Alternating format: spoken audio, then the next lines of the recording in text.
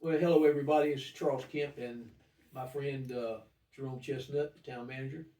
Last week we one day ahead of ourselves because yesterday was Memorial Day. We had a wonderful Memorial Day Yes, ceremony. we did. Um, Last week we talked about the new town hall, and we're finally getting around to making some actions, to doing some things. Haven't got the shovel out yet to dig up a hole in the ground. I'm looking forward to that. Yeah. So we decided, since we don't want to take too much of your time because you've got things to do, that we would defer the topic from last week, second topic, to this week. So what we want to do is today is talk about the need for a facility for young people. And as usual, I'm gonna do the historical, the background part, and let Mr. Chestnut talk about the really important stuff because I'm a nostalgic kind of guy. In 1970, I started teaching at Fairmont High School after a year of teaching at Marietta Elementary School. And the kids that I grew up with, and I'll say it just like that I grew up with, one of which is on our town board today, Jan Tedder Rogers, 14 years old. I've known her that long. She's an old woman now. I'm not, but she is. She and all of her friends said, Miss Kemp, we need somewhere to go. We need an activity. We need a place. So the carpentry teacher at Fairmont High School, who unfortunately passed away 2 months ago, my dear friend Charles Williamson, and I got together. He was the carpenter. I guess I was the guy that could go. And we went to the town board and asked them to rent us a building so we could have a youth center. They agreed to pay $50 a month rent. I'm not making this up. That was what the rent was on the store that's now a lounge on Thompson Street. And so he went in there with his hammer and magic nails and stuff and turned it into a really nice place. We had a pool table in there. We had a ping pong table. We had a jukebox. Came out of Whiteville. Guy brought it. Changed the music every week. I demanded that he do that. We had a TV room in the back with a couch, bathroom, and all that. Very nice. Very nice. Unfortunately, after 3 years of that, in 1973, I was offered a job that I could not turn down in the summer as summer recreation director. Yeah. So I took it, and I just couldn't be in two places at one time. So the youth center kind of stopped being used. And then in 1982, after 10 years of recreation, Kirk Nobles, my dear friend and bodybuilder and powerlifter, and I went into business in downtown Fairmont with a fitness center. That lasted till 1988, 89, and then I got married, and just my my extracurricular life, except for teaching and being a government official, changed. The point I'm trying to make is this: since 1983, there has not been a actual building, a facility, 42 years in this town for young people to gather and do social things. Oh, it's been baseball. There's been high school sports, but not a place for kids who want to go and just gather and hang out and play ping pong or shoot a game of pool, Yeah. whatever. We are at a point now where we can do that, where we need to do that. Mr. Chestnut and I are committed to that. And so, Mr. Chestnut, what are some of the plans that you have or that we will be presented with that we can change all that 42 years of absence? Well, a couple of things, Mr. Mayor, for the listeners out there is number one, we know the appetite for our citizens to have a youth center is there. Our next steps is figuring out what that looks like. Now you have a plan of visiting the elementary school and getting feedback from the kids, their parents, to figure out what that facility look like. I'm gonna have our staff and intern also do some homework on what that might look like in the future. And let's come up with a plan to establish a space for our youth here in the town of Fairmont. The need is there. I talked about the appetite being there, but the need to provide a safe space for our youth, it is a need in every community we have. The need to have a fun space for kids to do activities is a need. The need to have a quiet space to do homework or tutoring, and some of them are doing that in our library right now that we renovated. So talking about the appetite of the community, the needs of the community, and how we go about doing that. And just following along with your process and what our staff will do, putting together a picture of a space and what that looks like to try to take care of our youth and give them that safe space, giving them that educational opportunity and giving them that physical opportunity to connect with kids, to build a tighter community.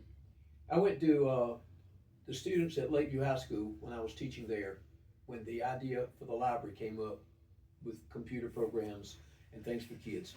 And I personally went to every classroom during first and second block at Lakeview High School, which was not that many. We only had 350 students, but I got 350 index cards with the top 5 video games they wanted on it. Yes, sir. 350 number ones were Minecraft. Yes, sir. And I knew that was going to happen. So when I took out all the duplicates, I gave that list to the library, and they have all those games because they were all. I told them, I said, you can't put any negative stuff on there. That's Nobody right. killing anybody because the librarian's not going to allow it anyway. Give me good stuff, give me clean stuff, and you can have it. If you were going to have access to computers after school in a place, what would you put? And this is what they put. Correct. And they thanked us for that. Most They definitely. really did. And I'm going to do the same thing with Fairmont High School and Fairmont Middle School. I'm going to go and find a way that the principals will allow me to connect with the students and find out, what do you want in a youth center? What would you think would be good? You want a pool table? You want a ping pong table? We're not going to be able to put a swimming pool in it. We're not going to be able to put a basketball court Correct. in it. We don't have that kind of money. That's right. President Trump is not giving out money to That's local communities for things. And I think it's one thing for us to go all in and have it fizzle out. I think a better plan is to start with the feedback that you're getting, Oh yeah. and that we're getting, and start with a youth center that will change over time based on the needs and the appetite of the kids that are there. Because we also know that at some point we have to realize some of these kids may not be able to eat at home and have snacks in a facility, and then we want them to be here in Fairmont enjoying themselves, and having a safe space, and maybe their family members are out shopping and spending money in Fairmont, while they're at the youth center. We want to do something that is long-term successful. So as we go through this process, we're asking our citizens, of those young kids, to communicate with the mayor and I about the needs and wants of your children, because the last thing we want to do is put taxpayer money in a facility that no one's going to support. So that's why what we're doing up front is really the most important part. The legwork that's going to be done is that. Yes. It will do no good to put something in a building that Mr. Chestnut and I won't, because I believe unless we go up there for a special program, he and I are not going to use that. That's right. And no other adult. The critics that we have, and I'm not going to name any names because it's not necessary, but the critics that the town of Fairmont has and that we are attacked by, they're not going to use the youth That's right. center. That's They right. can complain that we don't need to spend money on a youth center, but they're not 15 years old. That's right. They're Now, 40s and 50s and 60s years old, and their time for recreation, the kind that I'm talking about, that you're talking about, is gone. What we have to do is reach out to the people. 16-year-old young lady, what would you want if you walked into the front door of the Fairmont Youth Center? What would you expect to see in there? What would interest you that would get you to come back? that's right. That's what we're going to do. Most definitely. And I'm going to talk to every single kid at Fairmont High School and Fairmont Middle School.